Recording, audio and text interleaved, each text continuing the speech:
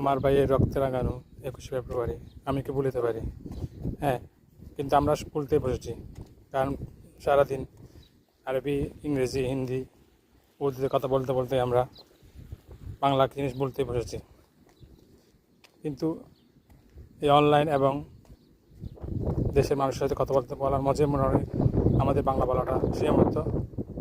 সেজন্য আমাদের এই প্রবাসীদের কাছে বাংলা ভাষাটার গুরুত্ব তাৎপর্য অনেক, কারণ তারাই সবচেয়ে বেশি অনুভব করে বাংলা।